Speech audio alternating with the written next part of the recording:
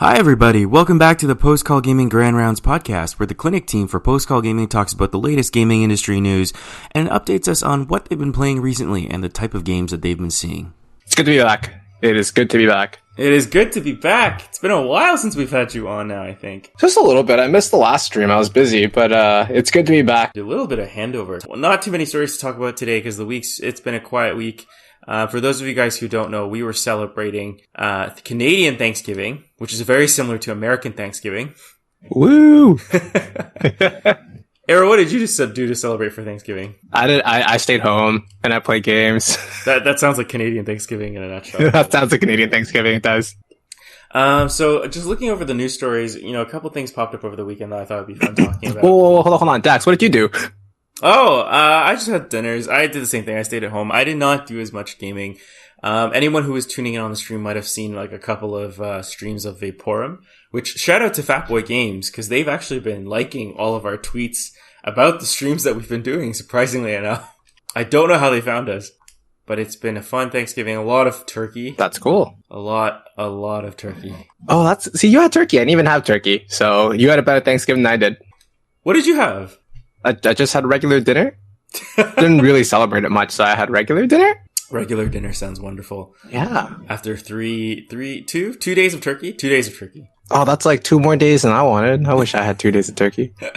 It just worked out such that I was at a lot of places that were serving turkey. Sounds delicious. So yeah, we were about to dig into handover. First story of the night. I don't usually like to start any of our podcast episodes on a downer, but I think it's relevant to talk about that The Walking Dead final season. You guys might remember that not too long ago, a couple episodes ago, we were talking about how Telltale Games are shutting down. And it seems like the creator of The Walking Dead is now actually stepping up to take over the final season of The Walking Dead point-and-click adventure game. This is Skybound Entertainment, who's basically said that they've entered into an agreement with Telltale Games. It sounds really scary. I don't know what this agreement means. But supposedly they're going to hire the devs from Telltale that worked on The Walking Dead to basically come in and work on the final season, which recently had episode 2 come out. And Skybound was started originally 8 years ago by Walking Dead's creator, who is Mr. Robert Kirkman, and apparently now has an arm for video game development, which they call, Skybound Games, because why mess with the formula? The other interesting thing is that as kind of part and parcel of all of this, Telltale employees have actually filed a lawsuit against Telltale regarding the firings and the mishandling. So it's kind of an interesting situation where the creator of the property is stepping up to take back his property to make games on his property. It's very interesting just to see the news of this stuff bounce back and forth. I mean, it's kind of tragic. There's been a lot of buzz and discussion about kind of how the Telltale Games shutdown has been handled or mishandled, depending on your perspective. I think it's interesting that the developers openly stated that they want to take on Telltale developers back to develop the games. I think that's a nice story. I don't know if you've seen any of the horror stories on the internet yet. I definitely have not. I think, if I'm not mistaken, there's been talk about how one employee had literally just been hired and moved halfway across the country to basically work at the company, and then they got fired a week after. Ouch. Yeah, not a great story. So, Ayro, I know last time we talked about how you've never really played any of the Telltale games before. I mean, is this motivation to pick them up? Because now we're going to get an actual conclusion. Definitely. It's definitely along those lines. I would be interested in picking up a couple of those games and checking them out. They definitely seemed interesting, and I just never got around to playing them, so... It's yeah, definitely I would try it. It's kind of interesting because I don't know if you've ever seen Life is Strange. Yeah, I've played Life is Strange. Oh, okay. So then this is where I want to get into it, because I've recently been following the reviews for Life is Strange 2. And so I was going to ask you, what do you think about, Life is Strange? I feel like if you look at Steam right now, the reviews are overwhelmingly positive. Do you think... And the sales for Life is Strange supposedly was enough, because now they've come out with Before the Storm, which I think was a prequel, and they came out with Captain Spirit, which is kind of like an interquel. I haven't played the rest of them. Yeah, I don't know. So, I mean, And just to clarify, you've never played any Telltale games, is that right? Yeah, I've never played any of the Telltale games. I haven't. Would you say, like, in terms of your experience of Life is Strange, why don't we talk a little bit about Life is Strange? I've always wanted to talk about Life is Strange on this podcast because I wanted someone to convince me to play Life is Strange. How would you sell it to me? Wait. So why do you want to play Life is Strange? I've heard so many good things, and I've played a couple Telltale games. I feel like the only Telltale game I've liked is The Wolf Among Us. But I've wanted to get into Life is Strange because I heard the story was really good, and right now it's $20, and I need someone to convince me to spend $20 on an adventure game. I see. Give me one sec. Life is Strange is, you play it for the story, right? So you have to really, I'm just trying to collect my thoughts. I'm seeing how I would convince you to play Life is Strange. I personally played it, and it didn't blow me away. I definitely would not have given it an overwhelmingly positive rating. I mean, I think it was very good. I think the aesthetics were well done. The story is pretty well written. And overall, there's like a very interesting thing there. But you know how whenever you deal with a story that tries to sell you the butterfly effect concept? Yeah. It can only get so far without doing things that you've seen before, right? Like, the first time it's like, oh, that's really cool. That's interesting. Once you see it a few times, you're like, well, I've seen this before. Oh, yeah, that's how it definitely should happen, and things like that. So I don't know whether you would enjoy it as much as other people have. So would you say, like, in terms of your experience, not very interesting game, not something you would recommend to someone easily, or? I think it's interesting if you've never played these types of games before. And I think if you had never played one of these games where choices matter, then this is one of the games where you would pick up and you'd say, oh, this is great. This is very well polished. It's very well made, and it's very interesting. And there's quite a lot of details and intricacies in the game. But then you get to other games where, what's the new game? The one on the PS4, the one where they modeled everyone's faces after like actors and it looks really weird. Beyond something Dawn. Yeah, I think that's the game that it's called. I can't remember what it's called now. Before Dawn? I think it's called Before Dawn. I have to look it up. I don't know exactly what it's called. They have not come out with something after that. Is that what it's called? Well, no, it's not called Before Dawn. Until Dawn. Until Dawn. Is it Until Dawn? Yeah. It's Until Dawn. So I haven't played it, but I've watched like a couple of playthroughs of it because I don't own a PS4. Yeah. And I think you would enjoy Before Dawn, Until Dawn more than Life is Strange. So, I mean, the tragic thing is I've also watched Until Dawn.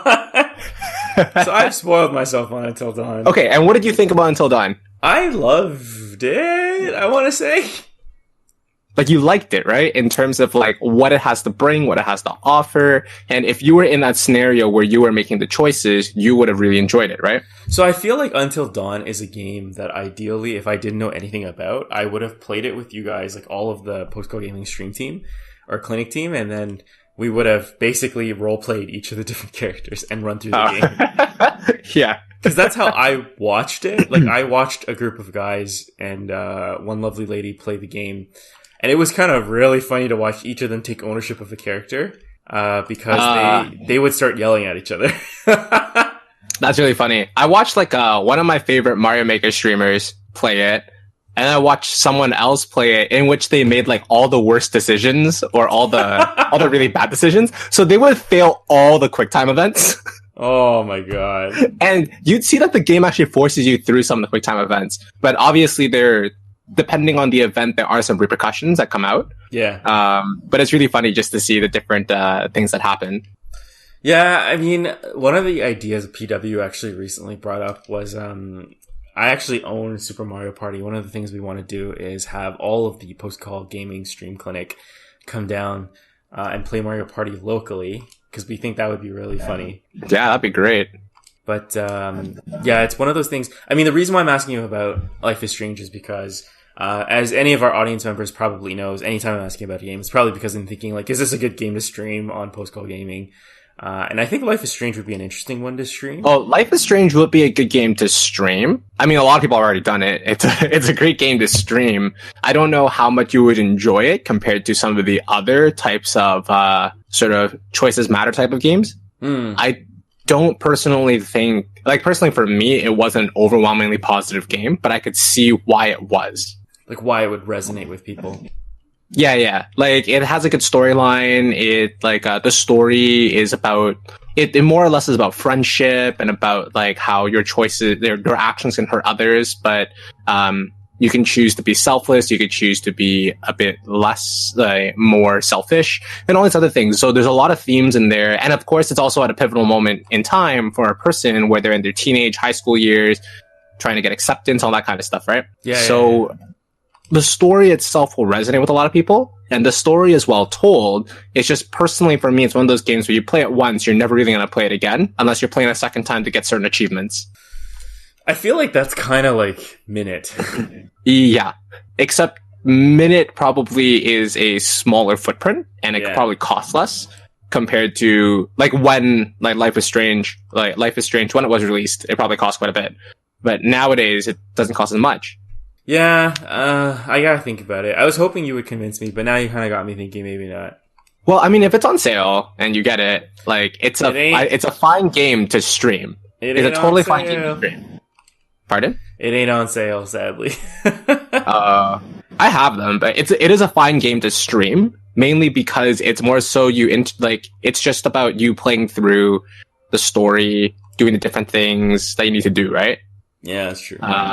And the worst part is, like, it depends on how you break down a game, because if you are the type of person, if you're the cynic that looks at a game and says, oh, it's just a game that's a bunch of fetch quests, why would I want to play a game about fetch quests? Then you're like, if it's a game about walking around, going from point A to point B and talking to people so you can initiate the next event, you're just like, does that really interest me? But sometimes you just gotta immerse yourself in the theme. So I think Life is Strange does that very well. It does immerse you in the story, and there's a lot of great things about it. But I don't know if you personally will enjoy it as much as maybe some of the other alternatives out there. Maybe in the future. Yeah.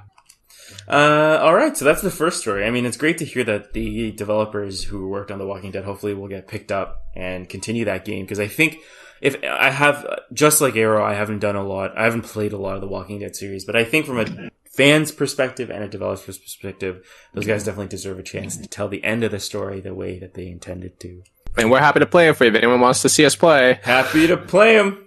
Moving on to the next story. The only other story that we're going to be talking about this week, it's been a busy week, so unfortunately we don't have that many stories prepped.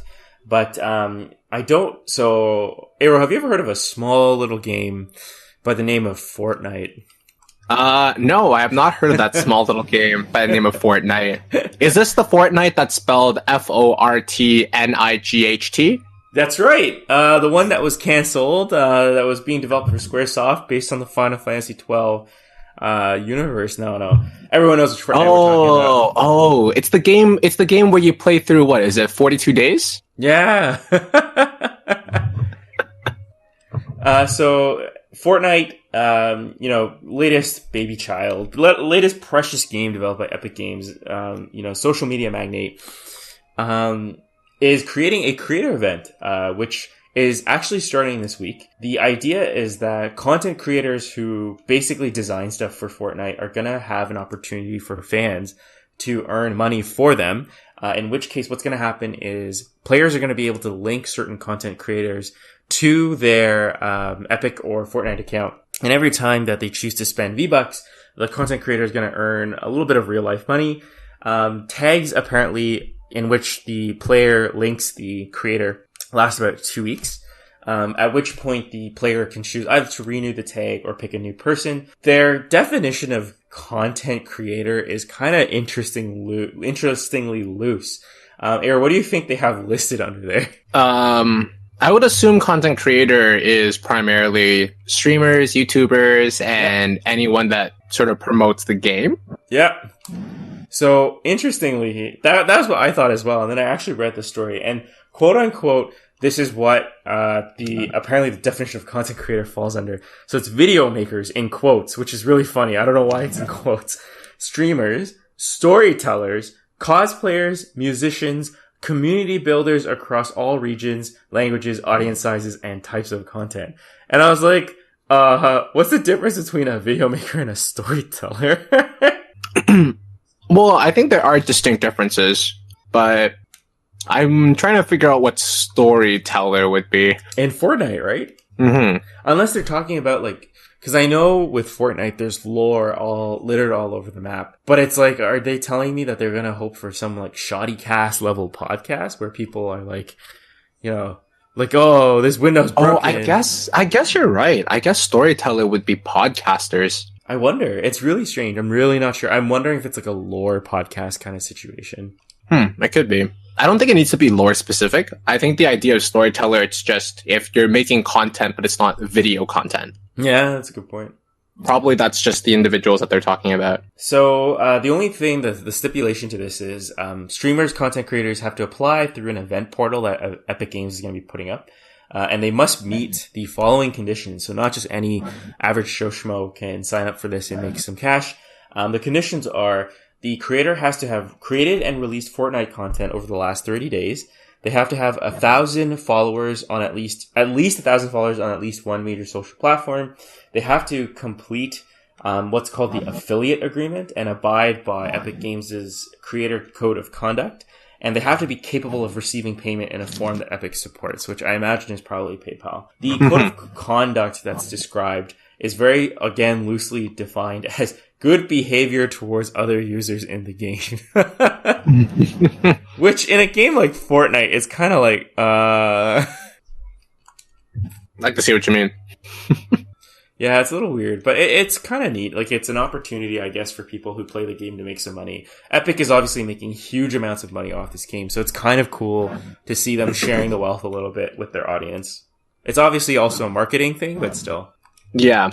It's interesting because when you have these types of events and you limit it to, I understand why you would limit it to people who have at least 1,000 followers on either different types of social media platforms. But with that type of stipulation, you're looking at the individuals who at least have already put in time and effort to try to gather sort of a following. But as you can see, like, we've been doing this, for example, Post Call Gaming for a little while, and it's hard to get a following. We haven't done it for that long, but it's definitely hard to get a following. And even though I think that stipulation of having 1,000 followers may be a bit more difficult than having streamed Fortnite or played Fortnite for 30 days. Although, I guess the main thing with that is if they were other content creators from other platforms that decided to move into Fortnite, they would have that type of following behind them. And then as long as they played Fortnite for 30 days, then they're okay. So the interesting thing is, I think there was a thing recently. There's like a lot of discussion throughout a lot of like Reddit and all these places that talk about how it's actually very difficult to break into Fortnite streaming at this point, particularly because it's one of the games that's so popular that it's become exceedingly difficult to crack into. Because you have so many other people who are doing the same kind of streaming that it's Absolutely pretty challenging to build a name for yourself. But it's kind of fascinating. I mean, I don't know. This is obviously like it's good guy Epic kind of thing, but it's also obviously a situation where they're doing this to get marketing. They're doing this to get kind of advertising. But I don't know, 1,000 followers, I feel like people generally say is doable. I don't know.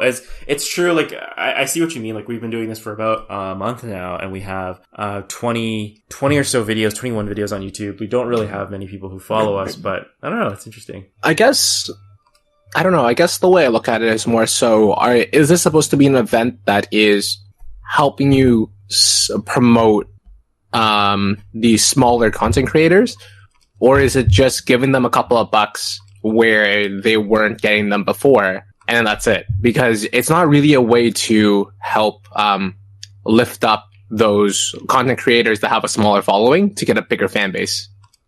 I definitely don't think that it's meant to create advertising for the streamers. It's advertising for Fortnite. Yeah. And I feel like if you look at the definition of content creator, like especially like with the definition of like cosplayers and all that stuff, I have a strong feeling that it's meant more to tap Fortnite into markets that they haven't reached. Yeah, I agree. So yeah, I don't think it's meant to help content creators. I think it's meant to tap into the kind of like the last few markets that Epic hasn't reached yet. It's a little unfortunate because once you're in this, you start seeing how difficult it is, and you're like, man, I really hope other people succeed too. Yeah, it's true. What else have you been...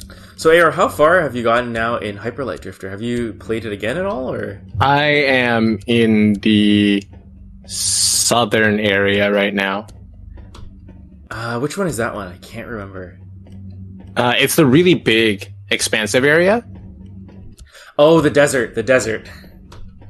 Yeah, sure. The canyon. It's like a desert. Canyony, deserty. Yeah. And are you at the boss? Or are you just kind of making your way through there?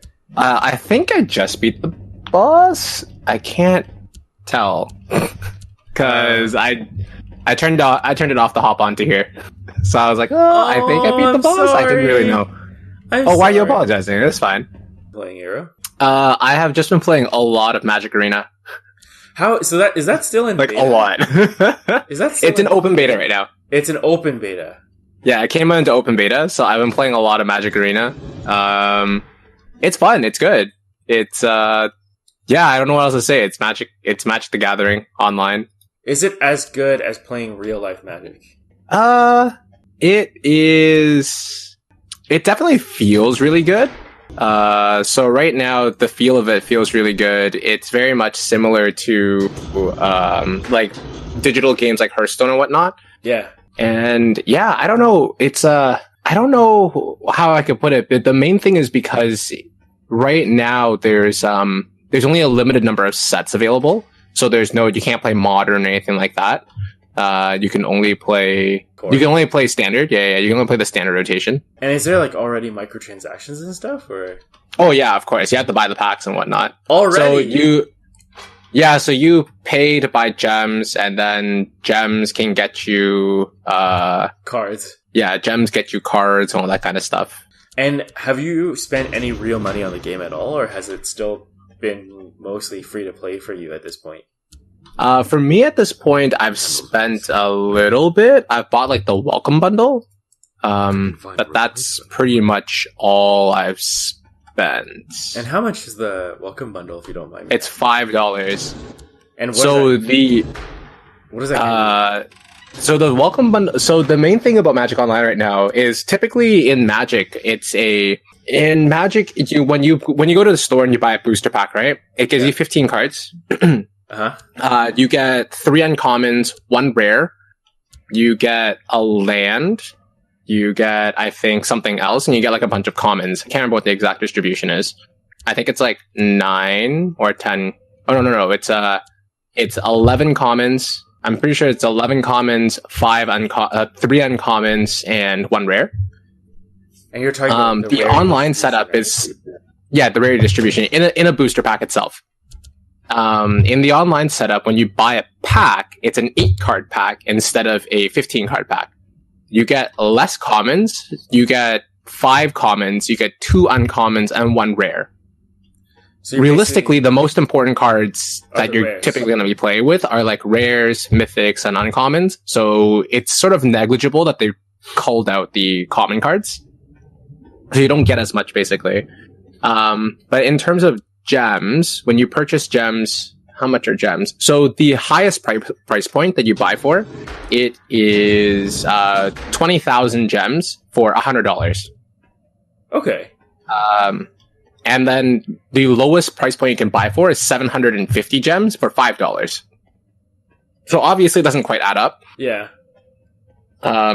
Because when you take the highest offering you can get, which is 20,000 gems by $100, then on average it's $10 for about 2,000 gems. So every $5 you spend should give you 1,000 gems. Okay. But when you buy it in a smaller quantity, you get less gems because there's an incentive to buy more, to spend more. Yeah. The welcome bundle is $5, and it gives you 5 of the core set packs, and then it also gives you 2,500 gems, so 2,500. So the value is there, and that's why you incentivize new players to buy it, because there's a lot of value in terms of the amount of gems you get and also the packs. You can buy packs in the store. Packs are 200 gems each. Okay. And there's no discount for buying bulk because the point of the discount is to buy the gems in bulk. So when you buy packs, they basically are 200 gems a pack. So and they basically worked out a model to convince you to buy a little bit, but not a lot. Yeah. So you can buy packs using gold. Gold is the in-game currency where you can basically earn by like playing games and whatnot, and it's 1,000 gold per pack. Or you can spend gems, which is 200 gems per pack. There are currently 5 sets available in Magic Online. So there's Guilds of Ravnica, the Core set 2019, and Dominaria, Rivals of Ixalan, and Ixalan. So there's a bit of diversity in there. It's quite interesting. I mean, it's fun because it's just standard, and the online interface is quite nice. There are still a couple of hiccups here and there, like a few things that a lot of people have sort of started to complain about. But overall, it definitely feels much better than the old platform. I haven't played it, but I've seen a lot of people play on the old platform, which is Magic the Gathering Online. And that just looks very dated. It looks very old, and it's definitely nowhere as good and as polished as this new one looks right now. I definitely remember the old MGO not being a particularly good platform. Yeah, it's not very good. It's not very good. So it's quite nice. You can, right now, so how it works right now is when you start playing, you will get 5 intro decks, and they're monocolored decks. So if you remember in Magic, there are 5 colors that you play as. Yes. There's white, blue, green, red, and black. And so you're gonna get a monocolored deck for each one. So in Magic, you have lands, you have creatures, and then you have spells. You have spells, and spells are either creatures, instants, sorceries, enchantments, all that kind of stuff. So you'll get stuff like that in there. And then as you play, each day you play, you'll unlock a free deck. And there's 10 in total for you to unlock. So you unlock the first 5 over the course of the first 5 days. And on the 6th day, after you meet a certain requirement, you'll unlock the rest of the 5 decks. Okay. So it gives you a decent number of things for you to start with and play with, but it definitely makes you want to play more. I mean, that's fair. Like, they have to create some. It is fair. Structure. It's very fair, and so far it's actually not too bad. So, have you ever played Hearthstone? I have played Hearthstone, yes. So in Hearthstone, there's a crafting system, right? So currently in Magic Arena, there is no trade system involved, so you can't trade any cards that you've acquired. So you can either open packs to get the cards you need, or sometimes when you open packs, instead of getting a common card, for example, you get a common wild card. And you can use the wild card to basically craft a common. If it's a common wild card. Okay, yeah. If you have a wild card, it's a mythic wild card, then you can use that to craft a mythic that you want, basically. Oh, it's a trade up. Yeah. So there's no trading up. It's just instead of opening a card in that particular rarity slot, it's a wild card, and you can turn it into any card in that rarity slot. Oh, okay. It's like transmog, kind of. Yeah. I was going to make it more akin to like a Joker card, but sure, transmog is also fine. Hey, that's what you know. But it's specific to the rarity, so you can only so because it's specific to rarity, there's going to be a bottleneck for one particular type, and there almost always is a bottleneck for one particular type. And the reasoning isn't really the fact that they don't give you enough per se, because there is a distribution of how they give it to you. It's more so just decks will rely on one particular rarity more than others. Typically, rares is where your bottleneck will be. Okay. But it depends. Gotcha. So yeah, there's stuff like that. There's like quests, just like all the other stuff, like daily quests and like weekly quests, things like that. I think the really good thing right now is that there's a couple of play modes. So there's a drafting play mode. You can play sealed or constructed events. And it lists out the rewards that you get depending on how many wins you have. So after a certain number of losses, you get knocked out of the event. And the events are like, it's not like a one where you have to sign up for anything. You just pay, you get entered, and you go into like the pool of like people that are playing. You just play against them. Yeah. And with a lot of those events, you can break even after about 4 or 5 wins, depending on the event. and it goes up. The maximum rewards go up to I think 7 wins, depending on the event. Gotcha. So it's great because it gives you an opportunity for skilled players that know what they're doing, that can also like get lucky. They can go infinite in those types of events, so they don't have to keep grinding for more gold. They don't have to buy more gems, for example, if they're able to go infinite in those things. Okay. So for example, you have an event that costs 1,000 gold per entry.